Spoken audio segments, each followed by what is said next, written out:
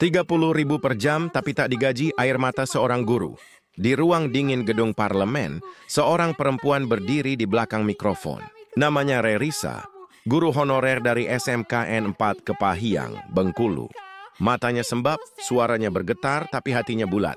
Ia bicara bukan karena ingin viral. Ia tak bicara karena sudah terlalu lama diam. Saya sudah 7 tahun mengajar. Status saya honorer Erfar. Honor saya 30.000 per jam, 18 jam seminggu. Tapi kadang kami tidak digaji.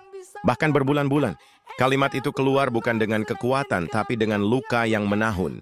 Di hadapannya duduk para wakil rakyat. Tapi yang Rerisa cari bukan perhatian. Yang ia minta hanya keadilan. Gajinya memang bukan 30.000 per bulan, sebagaimana banyak disalahpahami. Tapi 30.000 per jam. Secara teori, ia bisa menerima 2 juta sebulan. Tapi itu kalau dibayar. Faktanya, tidak selalu. Kadang molor. Kadang hilang, kadang hanya jadi angka di kertas. IDFC artinya dihitung per jam. Jika tiap akhir bulan yang datang hanya kekecewaan, ia mengadakan dedication. Berangkat pagi, pulang sore, menghadap murid yang penuh harap. Tapi tiap bulan, dia justru menerima pengabaian dari sistem yang ia layani. Negeri ini katanya menghargai pendidikan. Tapi guru-guru honorer justru dihargai seperti buruh harian lepas. Tak ada jaminan, tak ada kepastian, tak ada kejelasan masa depan. Kami tidak minta kaya. Kami hanya ingin dihargai. Rerisa menangis. Bukan karena lemah, tapi karena terlalu lama bertahan sendirian. Air matanya mengalir bukan sebagai keluhan, tapi sebagai peringatan keras. Ada yang rusak dalam sistem ini. Negeri ini penuh seminar pendidikan, proyek digitalisasi sekolah, dan lomba cerdas cermat nasional. Tapi para gurunya tak diberi kepastian status dan penghidupan yang layak. Apa gunanya kurikulum hebat jika gurunya dipermainkan? Apa gunanya gedung bagus jika pengajarnya dilecehkan? Hari ini dia Suara Langit tak hanya bersuara, tapi bersaksi bahwa masih ada guru-guru seperti Rerisa yang bertahan dengan keikhlasan, yang terus menyalakan harapan walau hidupnya dibayangi keraguan. Kami tidak menyuarakan belas kasihan, kami menuntut keadilan. Karena jika bangsa ini masih ingin punya masa depan, maka hormatilah para gurunya dengan layak, benar, dan manusiawi. Rerisa, engkau tidak sendiri. Suara Langit bersamamu. Dan kami tak akan diam sampai negara ini kembali waras. 7 tahun mengabdi, tapi tak dianggap negara. Namanya Rerisa, bukan nama yang viral, bukan pula pahlawan buatan media. Tapi di depan mikrofon, ia berdiri tegak mewakili ribuan guru honorer yang hidupnya seperti tak pernah dianggap oleh negara. Saya sudah 7 tahun mengajar. Tapi sampai sekarang saya masih honorer R4. R4. Status paling rendah dalam strata guru honorer.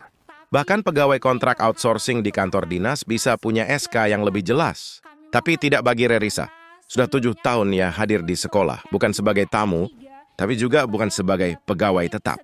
Ia tuh seperti bayangan yang bekerja namun tidak terlihat sistem. Negeri ini pelit mengangkat, tapi murah membuang. Guru honorer di Indonesia bukan sedikit. Tapi banyak dari mereka seperti disekap dalam status abu-abu, tanpa pengangkatan, tanpa kepastian. Saya mengabdi, tapi saya tidak tahu kapan saya akan diangkat. Setiap tahun hanya seleksi, tapi kuota terbatas. Kami hanya jadi statistik, bukan prioritas. Mereka bukan tidak mau ikut seleksi ASN, tapi sistem dibuat tak adil. Banyak yang sudah mengabdi belasan tahun, justru kalah dari peserta muda yang baru lulus, karena aturan passing grade dan kuota yang terbatas. Lantas apa arti pengabdian 7 tahun itu? Apa arti loyalitas jika negara sendiri tak setia pada orang-orang yang berdiri paling depan di ruang kelas? Negeri ini sibuk mencari tenaga kerja asing. Padahal tenaga pendidiknya sendiri dibiarkan hidup seperti pesuruh.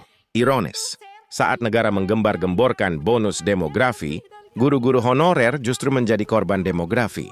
Negara yang ada itu dibutuhkan tapi tidak pernah dijadikan bagian dari sistem yang sah. Rerisa bukan satu-satunya. Di balik suaranya ada ribuan suara yang serak. Ada guru-guru tua di pelosok yang masih mengajar dengan semangat, meski gaji mereka tak cukup untuk beli sepatu anak. Ada yang jatuh sakit, tetap datang ke sekolah. Ada yang naik motor tua tiap pagi, pulang dengan hati lelah, bukan karena murid, tapi karena negara. Apalagi yang harus mereka buktikan? Apakah pengabdian harus dikorbankan di altar birokrasi? Hari ini Suara Langit menyampaikan ini bukan untuk membuat viral air mata, tapi untuk membongkar kedunguan sistem. Guru bukan cuma profesi. Guru adalah fondasi peradaban. Dan jika bangsa ini terus membiarkan guru-guru honorer dibiarkan tanpa kejelasan, maka bangsa ini sedang menggali kuburannya sendiri. 7 tahun bukan waktu singkat. Tapi mengapa negara tak juga menoleh? Rerisa dan ribuan lainnya tidak menuntut lebih. Mereka hanya menuntut hak untuk diakui, dihargai, dan dijamin. Suara langit akan terus berbicara. Karena di negeri yang mulai tuli, suara seperti ini harus diteriakkan, bukan dibisikkan.